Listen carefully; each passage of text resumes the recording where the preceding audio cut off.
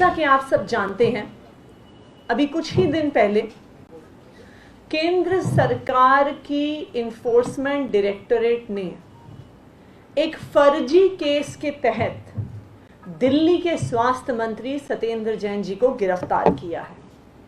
एक ऐसा केस जिसमें सीबीआई इन्वेस्टिगेशन कर चुकी थी, उस केस में कुछ नहीं मिला।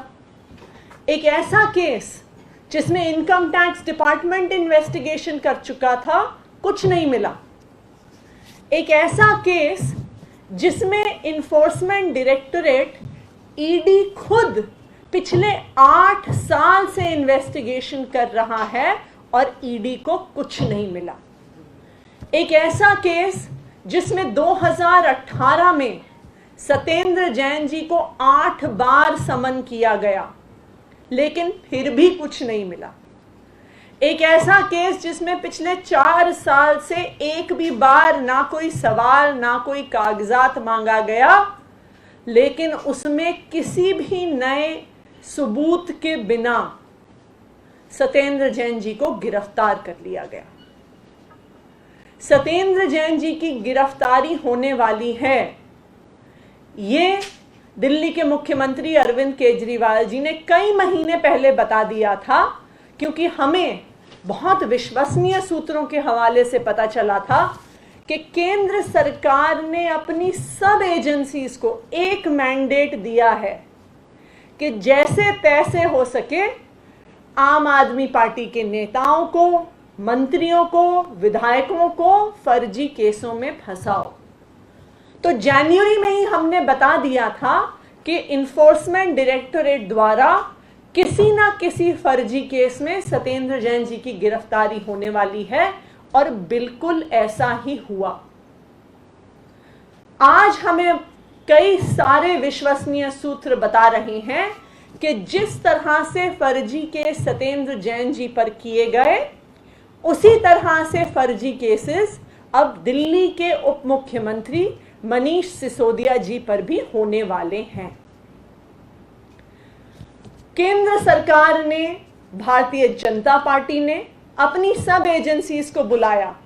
उन्होंने सीबीआई को बुलाया, उन्होंने दिल्ली पुलिस को बुलाया, उन्होंने एंटी करप्शन ब्रांच को बुलाया, उन्होंने इनकम टैक्स डिपार्टमेंट को बुलाया, ईडी को बुलाया और कहा कि सब लोग फर्जी केस बनाने में लग जाओ, किसी ना किसी केस में तो फंसा के लेकर आओ मनीष सिसोदिया को।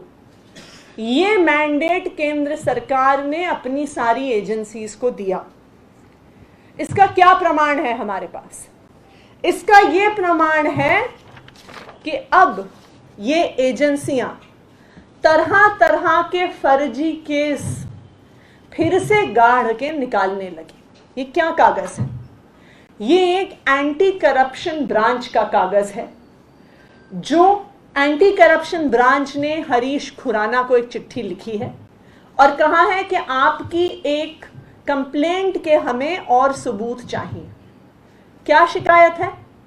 शिकायत ये है कि मनीष सिसोदिया जी ने दिल्ली के सरकारी स्कूल में पढ़ने वाले गरीब बच्चों के लिए जो कमरे बनाए, उस पर उनके ऊपर केस होना चाहिए।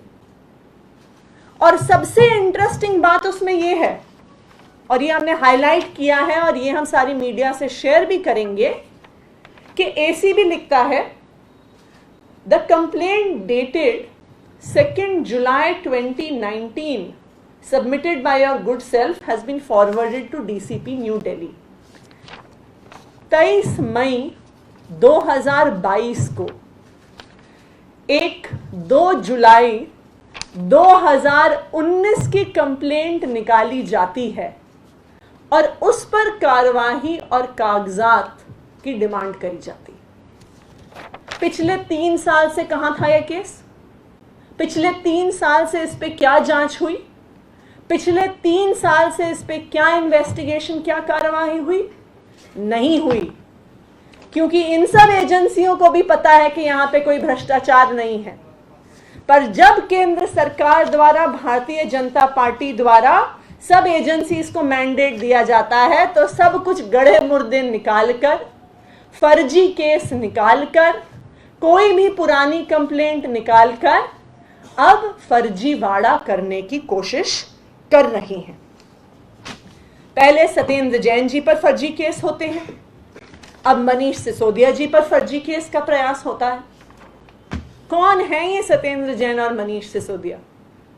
क्यों पड़ी है केंद्र सरकार इनके पीछे?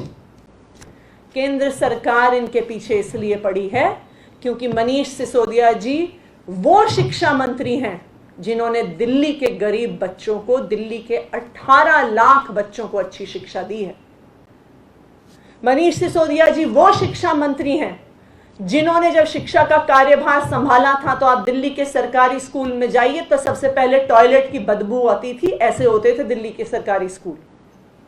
बच्चों के बैठने के लिए टेबल नहीं होते थे, क्लासरूम में टीचर नहीं होते थे, पीने का पानी नहीं होता था। मनीष सिसोदिया जी वो शिक्षा मंत्री हैं जिन्होंने दिल्ली के सरकारी स्कूलों में एक क्रांति की शुरुआत करी। और आज वो क्रांति यहां पर पहुंची है कि आज दिल्ली के सरकारी स्कूलों के नतीजे प्राइवेट स्कूलों से बेहतर आते हैं। आज दिल्ली के सरकारी स्कूलों के बच्चे आईआईटी, जेईई, नीट क्लियर करके देश के बड़े बड़े कॉलेज में जाते हैं। आज दिल्ली के सरकारी स्कूलों में एडमिशन के लिए हजारों बच्चे अप्लाई करते हैं। 5000 सीटें होती हैं हमारे स्कूल ऑफ स्पेशलाइज्ड एक्सीलेंस में और 80,000 लोग वहां पे एप्लीकेशन डालते हैं। इस शिक्षा क्रांति के प्रणेता हैं मनीष सिसोदिया जी। कौन है सत्येंद्र जैन जी? सत्येंद्र जैन जी वो स्वास्थ्य मंत्री हैं जिन्होंने हर दिल्ली वाले को अच्छी स्वास्थ्य की व्यवस्था बिना कोई भी पैसा खर्च किए दी जा सकती है, उसका मॉडल देश के सामने, दुनिया के सामने रखा है। वरना आप याद करिए, एक बीमारी के लिए एक परिवार को अपने सारे गहने गिरवी रखने पड़ते थे, अपनी जमीन बेचनी पड़ती थी, अपना घर बेचना पड़ जाता था जब प्राइवेट अस्पतालों में लाखों रुपए के इलाज कराने पड़ते थे। ये वो सत्येंद्र जैन जी हैं जिन्होंने हर दिल्ली वाले को फ्री इलाज की सुविधा दी है। ये वो सत्येंद्र जैन जी हैं जिनका मोहल्ला क्लिनिक का मॉडल पिछले 2 महीने में 3 चीफ मिनिस्टर देख के गए हैं। ये वो सत्येंद्र जैन जी हैं जिनकी मोहल्ला क्लिनिक में फ्री दवाई मिलता है, फ्री टेस्ट मिलता है, फ्री इलाज होता है। और आज दुनिया पहचान रही है दिल्ली के इस मॉडल को। जब वर्ल्ड इकोनॉमिक फोरम में चर्चा होती है दुनिया के विकास के बारे में तो दिल्ली सरकार के प्रतिनिधि को बुलाया जाता है। जब यूनाइटेड नेशंस में चर्चा होती है तो दिल्ली सरकार के प्रतिनिधि को बुलाया जाता है। जब वर्ल्ड एजुकेशन फोरम में चर्चा होती है तो दिल्ली सरकार के प्रतिनिधि को बुलाया जाता है। जब वर्ल्ड सिटीज कांग्रेस जो सिंगापुर में होने वाली होती है तब दिल्ली सरकार को बुलाया जाता है। क्यों? क्योंकि आज पूरी दुनिया पहचान रही है कि जो दुनिया भर में शिक्षा, स्वास्थ्य, बिजली, पानी की समस्याएं हैं उसको सुलझाने का मॉडल दिल्ली सरकार लेके आई है। और भारतीय जनता पार्टी को तो ये पचता नहीं है। कैसे पचेगा? वो थोड़ी चाहते हैं कि हर गरीब को इलाज मिले, वो थोड़ी चाहते हैं कि दिल्ली के हर गरीब को अच्छी शिक्षा मिले। उन्हें पता है कि इस दिल्ली मॉडल के माध्यम से राज्य दर राज्य में अरविंद केजरीवाल जी का स्वागत हो रहा है। वो थोड़ी चाहते हैं कि देश के हर बच्चे को अच्छी शिक्षा मिले। और इसलिए ये फर्जी केस बार बार किए जा रहे हैं।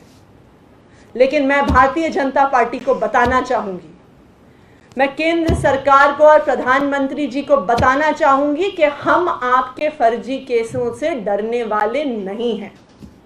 यह कोई पहली बार नहीं है कि केंद्र सरकार ने फर्जी केस आम आदमी पार्टी पे लगाए हैं।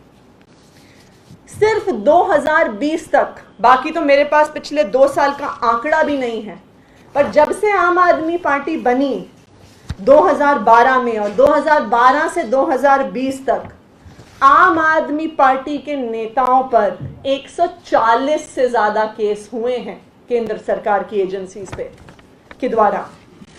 हमारे 52 एमएलएस पर केस हुए हैं।